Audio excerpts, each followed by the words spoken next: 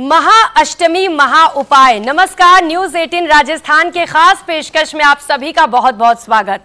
नवरात्रि की अष्टमी तिथि को बेहद खास माना जाता है, इसीलिए इसे महाअष्टमी और दुर्गा अष्टमी भी कहते हैं। इस साल की चैत्र नवरात्रि की अष्टमी तिथि बेहद खास है क्योंकि अष्टमी पर कई शुभ योग बन रहे हैं। इन शुभ योगों में माँ दुर्गा की पूजा उपासना करना बेहद लाभदायक है और जीवन की सारी परेशानियां दूर हो जाती हैं। 16 अप्रैल को अष्टमी के दिन सर्वार्थ सिद्धि योग, रवि योग और धृति योग का निर्माण हो रहा है। शुभ योगों में मां दुर्गा की पूजा करना बेहद शुभ फल देगा। मां दुर्गा की कृपा से सारी परेशानियां दूर हो जाएंगी, साथ ही अपार सुख समृद्धि भी मिलेगी। महाअष्टमी पर क्या करें, कैसे पूजा करें, कुल देवी को कैसे प्रसन्न करें, किस राशि के अनुसार कौन से उपाय करें, तमाम सवालों के बारे में जानेंगे। जानने के लिए हमारे साथ ज्योतिषाचार्य रूपा बुद्धि राजा जी इस वक्त मौजूद हैं। बहुत स्वागत आपका रूपा जी न्यूज 18 राजस्थान पर। सबसे पहले यही जानेंगे कि अष्टमी का महत्व क्या है और कौन कौन से शुभ संयोग बन रहे हैं इस बार। देखिए, सबसे पहले हम बात करें तो अष्टमी का महत्व क्यों है। जिस प्रकार हम नवरात्रि के पहले दिन घट स्थापना करते हैं, कलश की स्थापना करते हैं, उसी प्रकार हमारा जो ये 7 दिन का अनुष्ठान है वो पूरा होता है अष्टमी पर। जो लोग अष्टमी करते हैं अष्टमी पर और जो लोग नौमी करते हैं नौमी पर, लेकिन अष्टमी पर हमारा ये अनुष्ठान पूरा होता है। इस दिन हवन अनुष्ठान किया जाता है, बल्कि धरती पर हम मानव ही नहीं, देवी देवता जितने भी हैं सब माँ की आराधना करते हैं, माँ से ऊर्जा प्राप्त करते हैं, माँ के रूपों का गुणगान करते हैं, साथ ही माँ से वरदान प्राप्त करते हैं, माँ को विभिन्न प्रकार के भोग अर्पित करते हैं। और इसीलिए इस बार अष्टमी बेहद खास है। कन्या पूजन किया जाता है अष्टमी वाले दिन। अब आपने बता दिया, चूंकि कन्या पूजन करते हैं, बहुत सारे लोग हैं जो घर में कन्या पूजन करते हैं, कहते हैं कि जिनके घर बच्चे नहीं हो रहे हैं वो कर सकते हैं, और भी अलग अलग मान्यताएं हैं। तो कन्या पूजन कैसे करें कि बेहतर फल मिल सके? देखिए, सबसे पहले तो इस दिन हवन करना ज़रूरी है। अगर आप नवरात्रि में माँ को पूजते हैं और आप खेतरी बीजते हैं, घट स्थापना करते हैं, तो अष्टमी वाले दिन आप हवन अनुष्ठान ज़रूर करें। अपने घर में गौ मूत्र से सारे घर की चौखटों को ज़रूर आप धोएं, गंगा जल का छिड़काव करें। साथ ही साथ माँ को हलवा छोले का भोग विशेषकर लगाया जाता है। एक उपाय मैं आपको बताने जा रही हूँ, यदि किसी को कोई प्रॉब्लम भी है और हम अष्टमी पर ऐसा विशेष क्या करें, इसके लिए मैं आपको बताती हूँ। एक पताशा हम लेते हैं, पताशे पे 2 लौंग रखते हैं। लौंग माँ को अर्पित करने चाहिए। यदि आपने पूरे नवरात्रे वो भोग माँ का नहीं दिया तो आप अष्टमी वाले दिन 7 के 7 यानी कि 8 लौंग और उसके ऊपर 2-2 लौंग के जोड़े, उस पर थोड़ा सा कपूर रखकर माँ को अर्पित कर सकते हैं। इससे आपकी जो भी मनोकामना है या जिस भी परेशानी से आप ग्रस्त हैं, माँ का आशीर्वाद मिलता है। और जब अष्टमी हम मनाते हैं ना, माँ को भोग लगाते हैं, तो आपके घर का कोना कोना खुशियों से महक जाता है। जब आप कन्या पूजन करते हैं, कन्या आपके घर में आती हैं। बहुत अच्छे से आपने बताया और उम्मीद है कि जो लोग हमें देख रहे होंगे अष्टमी को लेकर, चूंकि कई सारे सवाल होते हैं लोगों के मन में, तो उन सवालों का भी जवाब मिला होगा कि माँ को क्या चढ़ाएं, कुलदेवी को कैसे प्रसन्न किया जाए। क्योंकि कुछ लोग घर में पूजा करते हैं, कुछ लोग कुलदेवी का जो मंदिर होता है वहां भी जाते हैं, तो क्या वहां कुछ खास करना होता है? देखिए, कुलदेवी को तो हमें हर इंसान को पता होता है कि हमारी कुलदेवी कौन है और उनकी वो पूजा करते हैं। जैसे हम पितरों की पूजा सबसे पहले करते हैं, देवताओं से पहले हम पितरों की पूजा करते हैं, उसी प्रकार हम अपनी कुलदेवी को, कुल देवता को पहले पूजते हैं। कुल देवी को जल जरूर अर्पित करना चाहिए। भोग मिष्ठान जो आपके घर में बनते हैं, सबसे पहले आपको उनके लिए निकाल के रखने चाहिए। चाहे आप बाद में उनके वहां जाएं, लेकिन आप वो भोग उनके नाम से पैसे, दक्षिणा, जो भी आप अपने घर में आप कन्याओं को दे रहे हैं, माँ के लिए निकाल रहे हैं, सबसे पहले कुल देवी, कुल देवता के लिए वो चीज जरूर निकालनी चाहिए सबसे पहले प्रथम। और जल जरूर चढ़ाना चाहिए, मीठे का भोग लगाना चाहिए, ताकि उनसे आपको आशीर्वाद मिलता रहे। जल क्यों चढ़ाया जाता है? जल इसलिए चढ़ाया जाता है कि उनके मन में ठंडक रहे, आपके और उनके रिश्ते मधुर बने रहें और आपको उनका आशीर्वाद मिलता रहे, आपके बच्चों को, आपके परिवार को, आपके घर पर उनकी असीम कृपा बनी रहे।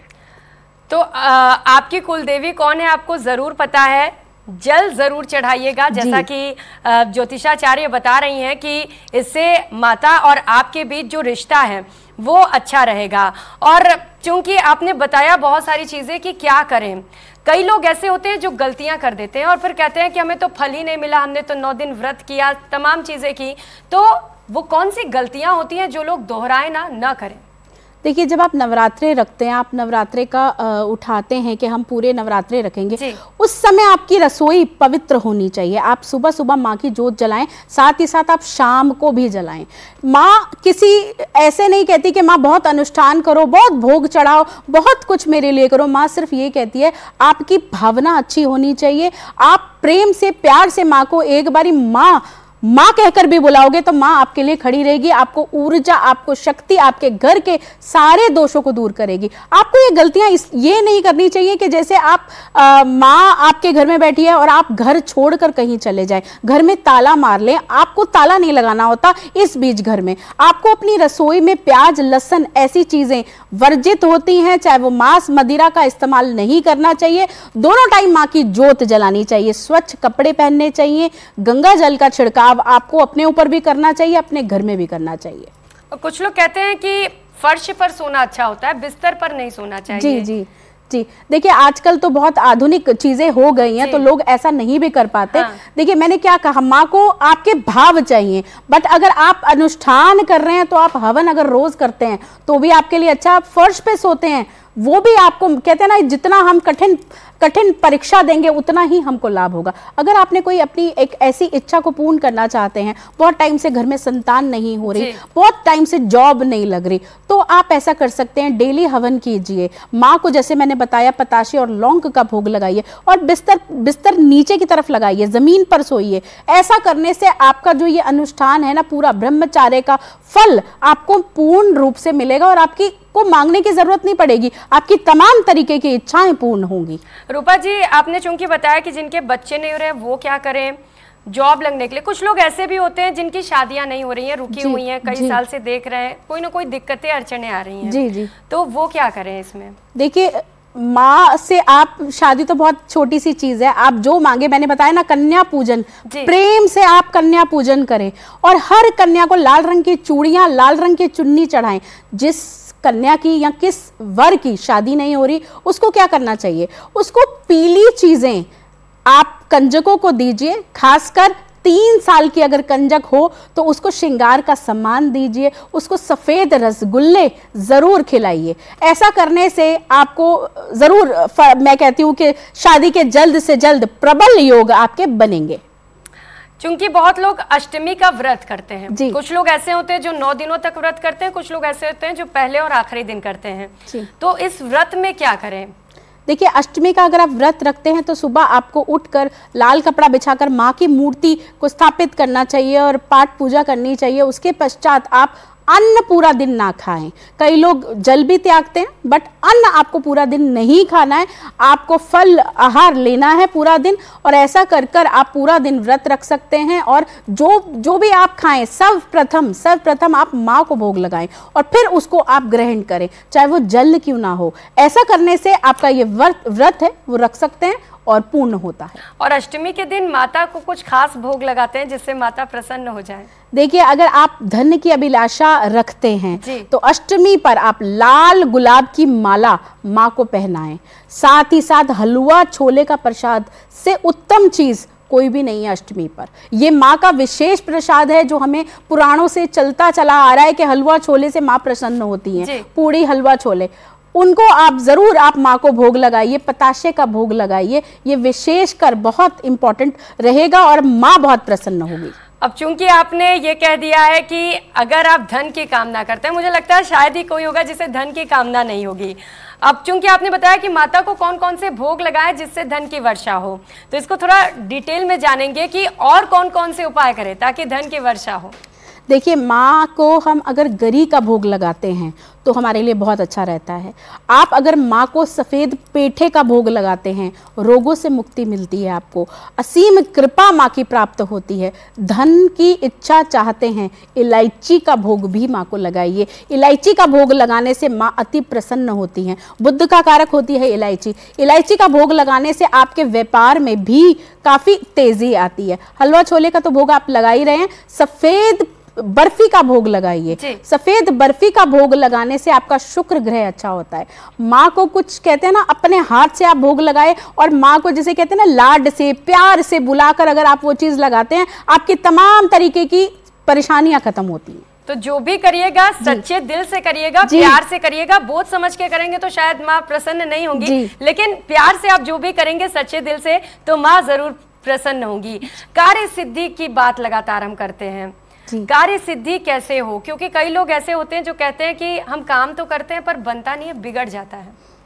देखिए, इस चीज के लिए ही ये अनुष्ठान होता है नवरात्रि में, जो ऊर्जा की प्राप्ति होती है। जैसा कि मैं आपको बार बार बता रही हूँ, इलायची का भोग लगाइए, माँ को पतासे पे 2 लौंग रख के लगाइए। कार्य सिद्धि चाहते हैं कि धन धान्य बढ़े, लौंग की माला अगर आप माँ को अर्पित करते हैं, अष्टमी वाले दिन करें, आप नवमी वाले दिन करें, आप हाथ जोड़कर लौंग की 108 लौंग की माला अगर आप माँ को अर्पित करते हैं, साथ में लाल चुन्नी अर्पित करते हैं और कुछ मीठे का भोग माँ को लगाते हैं, तो कार्य सिद्धि 101% आपकी होनी शुरू हो जाएगी। अगर किसी भी प्रकार की तंगी, आर्थिक तंगी हो रही है, वो भी दूर होगी। तो रूपा जी ने बता दिया है कि आर्थिक तंगी अगर है या कार्य सिद्धि नहीं हो रही है तो कौन कौन से उपाय करिए। इन उपायों को जरूर करिएगा। वो मंत्र जानना चाहेंगे रूपा जी, क्योंकि अष्टमी का दिन बेहद खास होता है, शुरुआती दिन और आखिरी दिन। इस दिन कौन कौन से वो मंत्र जिनका जाप लगातार किया जाए?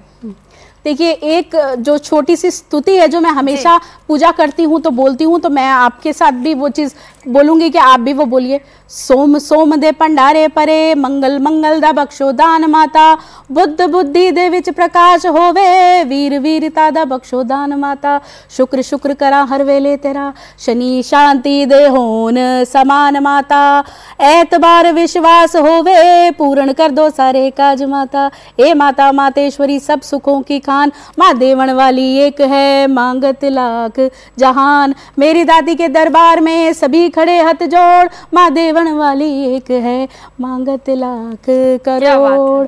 इसके साथ साथ आपको ये मंत्र तो बताया, ये छोटी सी स्तुति आप बोल सकते हैं। एक मंत्र आप और बोल सकते हैं, जयंती मंगला काली भद्रकाली कृपालिनी, दुर्गा क्षमा शिवा धात्री, स्वाहा स्वधा नमस्तुते।